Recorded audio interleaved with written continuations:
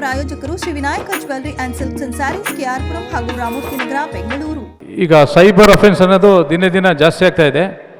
ಈಗ ನಿಮ್ಗೆ ಯಾರು ಅನ್ನೋನ್ ಪರ್ಸನ್ನು ನಿಮ್ಮ ಕಾಂಟ್ಯಾಕ್ಟಲ್ಲಿ ಇಲ್ದವರು ಫೋನ್ ಮಾಡಿದ್ರೆ ಫೋನಲ್ಲಿ ಮಾತಾಡೋಕ್ಕೆ ಮೊದಲು ಜಾಗೃತಿ ವಹಿಸಿ ಮಾತಾಡಬೇಕು. ನಿಮಗೆ ಯಾರು ಅನ್ನೋನ್ ಮಾತಾಡಿದ್ರೆ ಜಾಗೃತಿ ವಹಿಸಿ ಮಾತಾಡಬೇಕು. ಈಗ ಡಿಜಿಟಲ್ ಅರೆಸ್ಟ್ ಅಂತ ಏನೇನೋ ಫೋನ್ ಮಾಡ್ತಾ ಇದ್ದಾರೆ. ಮತ್ತು ನಿಮ್ಮದು ಆಧಾರ್ ನಂಬರು ಅವ್ರು ಹೇಳ್ತಾರೆ, ಅವ್ರು ನಿಮಗೆ ವಾಟ್ಸಪ್ಪಲ್ಲಿ ಹಾಕ್ತಾರೆ ನಿಮ್ಮ ಆಧಾರ್ ನಂಬರ್ ಅಂತೇಳಿ. ಆ ಥರ ಹಾಕಿ ನೀವು ಕೊರಿಯರ್ ಬುಕ್ ಮಾಡಿದ್ದೀರಾ, ನೀವು ಬ್ಯಾಂಕ್ ಲೋನ್ ತೊಗೊಂಡಿದ್ದೀರಾ, ನಿಮ್ಮದು ಜಾಮೀನು ಕೊಟ್ಟಿದ್ದೀರಾ, ಸೊ ನಾವು CBI ಆಫೀಸರ್ ಮಾತಾಡೋದು ಬಾಂಬೆಯಿಂದ ಮಾತಾಡ್ತಾ ಇದೀವಿ ಅಂತೇಳಿ ಕಾಲ್ನ ನಮ್ಮ ಹಿರಿಯ ಅಧಿಕಾರಿಗೆ ಟ್ರಾನ್ಸ್ಫರ್ ಮಾಡ್ತೀವಿ ಅಂತೇಳಿ ಇನ್ನೊಬ್ರಿಗೆ ಟ್ರಾನ್ಸ್ಫರ್ ಮಾಡ್ತಾರೆ. ಆ ವಿಡಿಯೋ ಕಾಲಲ್ಲಿ ಹಿಂದೆಗಡೆ CBI ಅಂತ ಬೋರ್ಡ್ ಇರ್ತದೆ.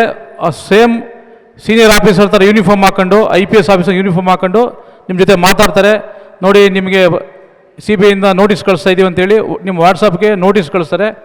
ಮೊದಲನೇ ನಿಮಗೆ ಗೊತ್ತಿರಬೇಕು, ಪೊಲೀಸ್ ಯಾರೂ ಸಹ ವಿಡಿಯೋ ಕಾಲ್ ಮಾಡಿ ನಿಮಗೆ CBI ಅಂತೇಳಿ ಎದುರಿಸಲ್ಲ.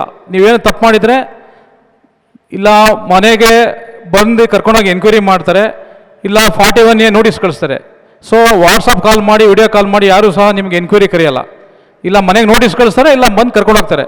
ಮೊದಲನೇದು. ಎರಡನೇದು, ನೀವು ಕೊರಿಯರ್ ಬುಕ್ ಮಾಡಿದ್ದೀರಾ, ಕೊರಿಯಲ್ಲಿ ಡ್ರಗ್ಸ್ ಇದೆ, ಗಾಂಜಾ ಇದೆ, ಅಫೀಮ್ ಇದೆ ಅಂಥೇಳಿ ನಿಮ್ಗೆ ಎದುರಿಸ್ತಾರೆ. ಆ ಥರ ಇದ್ದರೆ ನಿಯರ್ ಬೈ ಸ್ಟೇಷನ್ಗೆ ಕಾಲ್ ಮಾಡ್ಬೋದು, ಇಲ್ಲ ಬಂದು ಡಿಜಿಟಲ್ ಅರೆಸ್ಟ್ ಅಂತ ಎದುರಿಸ್ತಾರೆ. ನೋಡಿ ನಿಮ್ಮ ಮನೆಯಿಂದ ಹೊರಗಡೆ ಬರ್ತಾ ಇದ್ದೀವಿ, ನೀವು ಇಮಿಡಿಯೇಟ್ ಹಣ ಟ್ರಾನ್ಸ್ಫರ್ ಮಾಡ್ಬೇಕಂತಾರೆ.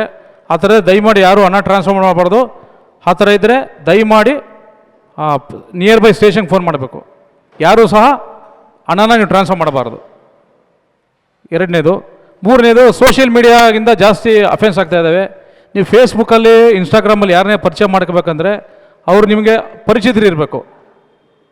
ಸೊ ನೀವು ಬೆಂಗಳೂರಲ್ಲಿ ಇರ್ತೀರ, ಯಾರೋ ನಿಮ್ಮ ಸ್ನೇಹಿತರು ಬಾಂಬೆಯಿಂದ ಡೆಲ್ಲಿಯಿಂದ ರಿಕ್ವೆಸ್ಟ್ ಕಳಿಸ್ತಾರೆ, ಅವ್ರ ಮುಖನೇ ನೋಡಿರಲ್ಲ ನೀವು. ಸೊ ಫೋಟೋ ಯಾರ್ದೋ ಇರ್ತದೆ, ನೀವು ಇಮಿಡಿಯೇಟು ಅಕ್ಸೆಪ್ಟ್ ಕೊಟ್ಬಿಡ್ತೀರಾ.